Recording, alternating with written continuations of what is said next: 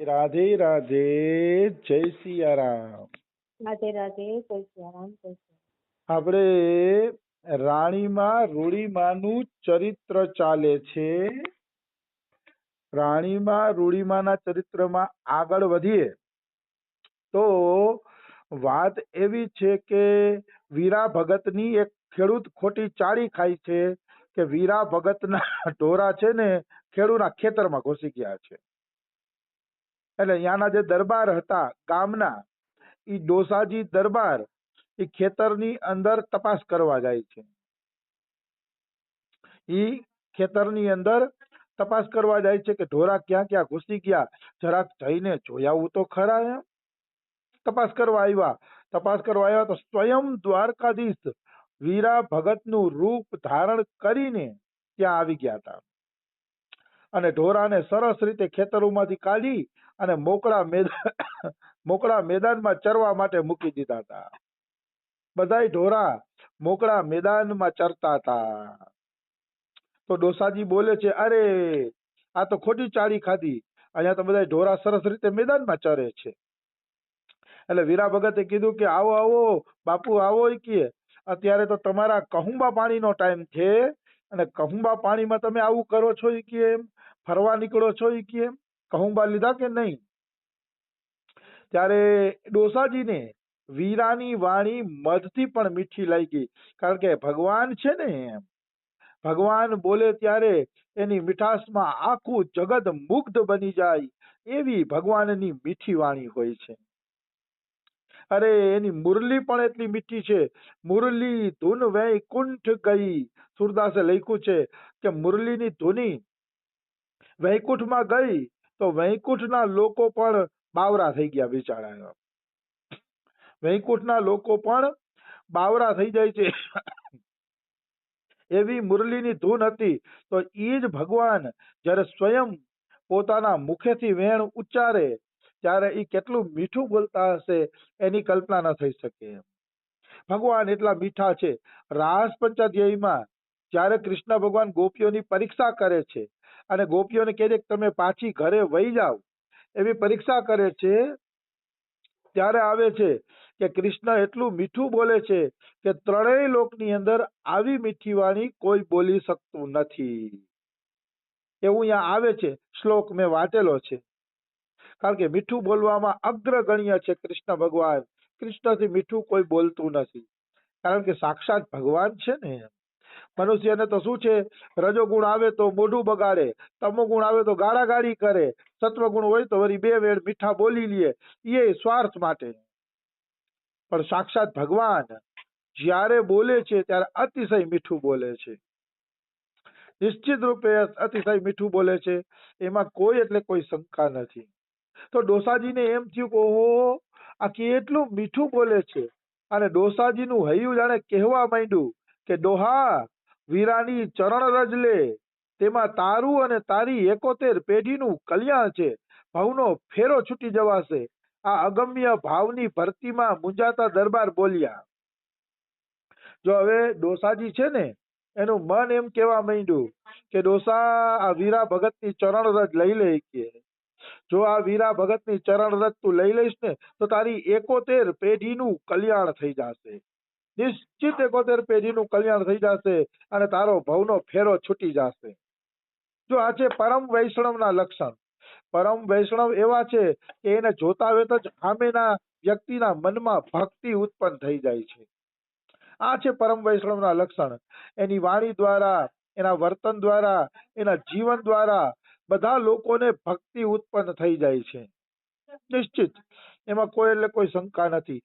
વીરા ભગત એવા ઉચ્ચ કોટીના ભક્ત હતા કે એને જોઈને આ ડોસાજી બાપુને પણ ભક્તિ ઉત્પન્ન થવા માંડી.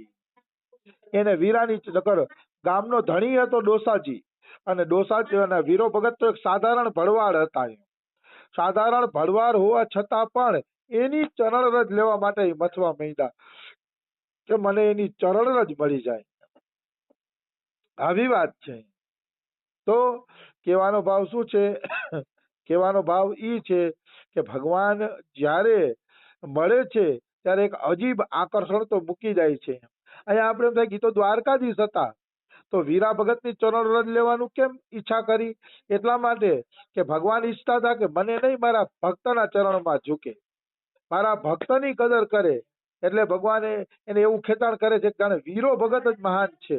અહીંયા દ્વારકાધીશ નહોતા દેખાતા એ, પણ વીરા ભગત તરફ એને ખેંચાણ થતું હતું.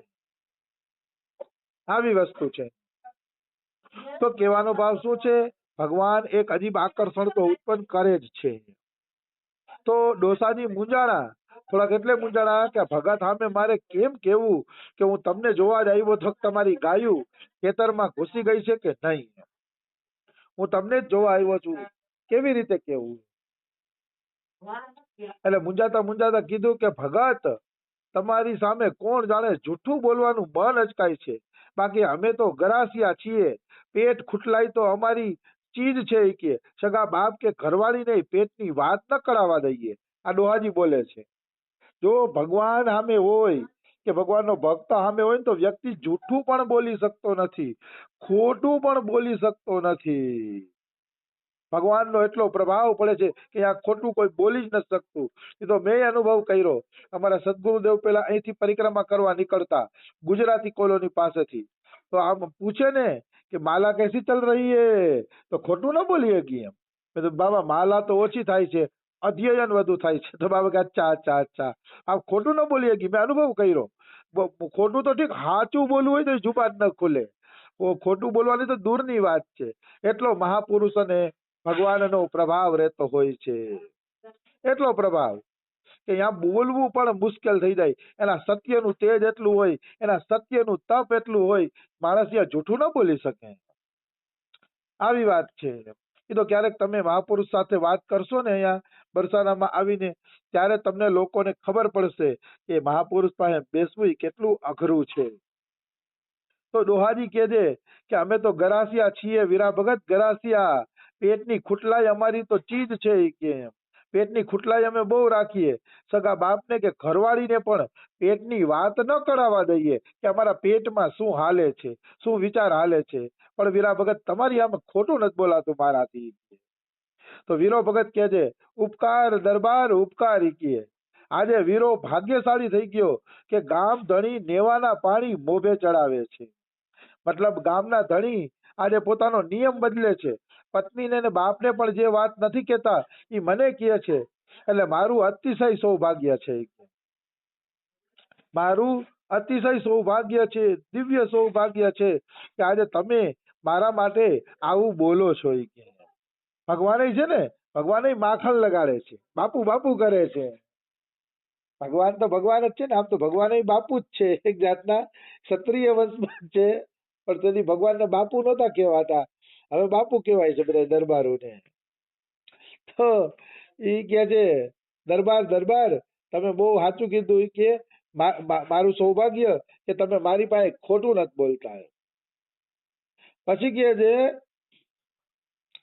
જુઓ વીરાભાઈ, ડોહાજી કહે છે, ડોહાજી કહે છે જુઓ વીરાભાઈ, દરબાર જીવનમાં પ્રથમવાર જ બીજાને માનવાચક શબ્દથી બોલાવતા હતા.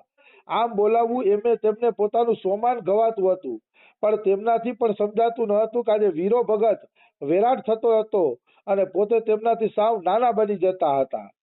હવે આનો અર્થ સમજાવું તમને. આનો અર્થ એવો છે કે દરબારે એમ કીધું કે વીરાભાઈ, આ તો દરબારોની જ ગાયો ચરાવતો હતો, ગામ ધણીની જ ગાયું ચરાવતો હતો. હવે એ ગોવાળિયાને ભાઈ કહીને કોણ બોલાવે? તો આજે દરબારને એમ થાય છે કે હું વીરા ભગતને માન દઈને બોલાવું. એટલે કે છે કે વીરાભાઈ, નકર આ સુધી નકર ગામના દરબારો હોય ને, દરબાર એટલે ઓલા મુખિયાજી ગામના, એ તો એમ જ કે એ વીરા, એ ભરવાડિયા, એ તો એમ જ કહે. કારણ કે એને તુચ્છ તુચ્છ બોલાવવાની આદત હોય. આવી વસ્તુ છે, તુચ્છતાથી બોલાવવાની એને છે ને આદત હોય છે. એટલે એ તુચ્છતાથી બોલાવતા હોય છે. પણ આજે એ વીરા ભગતને માન આપે છે, વીરા ભગતને સન્માન આપે છે. શું કામ સન્માન આપે છે? તો કે આ ભગવાન છે એટલે એને એમ થયું કે હું આને સન્માન આપું. સન્માન આપી અને પછી રવાના કરું. એટલે કે વીરા ભગત આજે સન્માન આપીને બોલાવે છે. એવું લાગે છે કે જાણે વીરો ભગત વિરાટ બની ગયો હોય, અને આ બાપુ છે એ નાના બની ગયા હોય એવું લાગે છે. અને પછી એમ કહે છે કે વીરા ભગત, એક ખેડૂતે તમારી ચાળી ખાધી હતી કે તમારી ગાયું છે ને એ ખેતરમાં ઘૂસી ગઈ છે, પણ કે દુઃખ ન લગાડતા હોય કે આ તો મારી ફરજ હતી એટલે જોવા આવ્યો. તો દ્વારકાધીશ બોલે છે, તો પછી તમે શું જોયું? બોલો, હવે તમે મને બતાવો કે તમે અહીંયા શું જોયું. એ કે તો કે ખોટું, સાવ ખોટું મારા બાપ, સાવ ખોટું. એ ખેડૂત સાવ ખોટું બોલી ગયો. એ કે અહીંયા તો ગાયું એને લીલા લહેર કરે છે કે અને મેદાનમાં ચરે છે કે એટલે ધોખો કરતા નહીં કે મારી ભૂલ થઈ ગઈ. તો ભગવાન દ્વારકાધીશ પાનો ચડાવે છે. જો ભગવાનને બધી ખબર પડે, વખાણ કરવાના હોય. તો કે ના રે ના બાપુ, એમાં હું મારે ઓલું કરવાનું હોય કે એમાં મારે કઈ કરવાનું નથી કે તમે તો દેવતા જેવા માણસ છો, ગામ ધણી છો, ગામનું બગડતું સાંભળો એટલા માટે તમને હૃદયની અંદર બળતરા તો થાય જ, અને એ બળતરા થવી જોઈએ કે કારણ કે તમે ગામ ધણી છો. ગામ ધણી છો તો પછી થોડીક બળતરા તો તમને થાય જ ને, એમ થાવી પણ જોઈએ. એમાં તમે કઈ ખોટું નથી કર્યું. આવી રીતે કહીને મીઠું બોલે છે દ્વારિકાધીશે. મીઠું એટલા માટે બોલે છે કારણ કે એને વીરા ભગતને છે ને દેખાડવું હતું કે ભગવાન કેટલું મીઠું બોલે છે. આવી વસ્તુ છે. એટલે આ રીતે મીઠું બોલી અને એને પાનો ચડાવે છે. જો આ એક રીત છે. હંમેશા સંતો અને ભગવાન છે ને ખોટા માણસો પાસે મીઠું બોલશે. એક વખત અમારા બાબા પાસે પ્રેમ સરોવરનો એક વ્રજવાસી આવ્યો હતો. તો પ્રેમ સરોવરનો વ્રજવાસી આવ્યો ને તો એને થોડોક દારૂ બારૂ પીધો હતો. તો એ બાબા મીઠું બોલતા હતો, અરે આ વ્રજવાસીને પૂછો, એમના ઘરેથી હું નાનો હતો ત્યારે મધુકરી લેતો બાબા કે એના ઘરની કેટલી મધુકરી જઈમો છું કે એના ઘરે બેસતો, સત્સંગ કરતો. એમ બાબા એની યારે મીઠું પણ બોલ્યા અને મીઠું બોલીને પછી એને ગુલાબજાંબુ પણ ખવડાવ્યા. ગુલાબજાંબુ પણ ખવડાવે છે. તો ગુલાબજાંબુ ખવડાવીને પછી એને રવાના કરે છે. તો મારો કહેવાનો ભાવ શું છે કે સંતો અને ભગવાન આ રીતે મીઠું બોલવાના આદિ હોય છે. એ ક્યારેય કોઈના હૃદયને કષ્ટ થશે એવું નહીં કરે, હૃદયને પીડા થશે એવું નહીં કરે. એ મીઠું જ બોલશે. એક વખત અકબર બિરબલ વચ્ચે ચર્ચા થઈ. અકબર બિરબલ વચ્ચે એવી ચર્ચા થઈ કે ભાઈ આ દુનિયામાં મીઠામાં મીઠી વસ્તુ કઈ, એવી ચર્ચા થઈ. તો બિરબલ કે મીઠામાં મીઠી છે મીઠી વાણી. તો અકબર કે ભાઈ સમજાણું નહીં, પ્રેક્ટિકલ દેખાડો તો ખબર પડે. ગુલાબજાંબુ મીઠા છે, રસગુલ્લા મીઠા છે, અને તમે એમ કહો છો કે મીઠી વાણી જેવું મીઠું કાંઈ નથી. તો કે પ્રેક્ટિકલ દેખાડો. તો કે ઠીક છે, પ્રેક્ટિકલ સમય આવશે ત્યારે દેખાડી દેશું.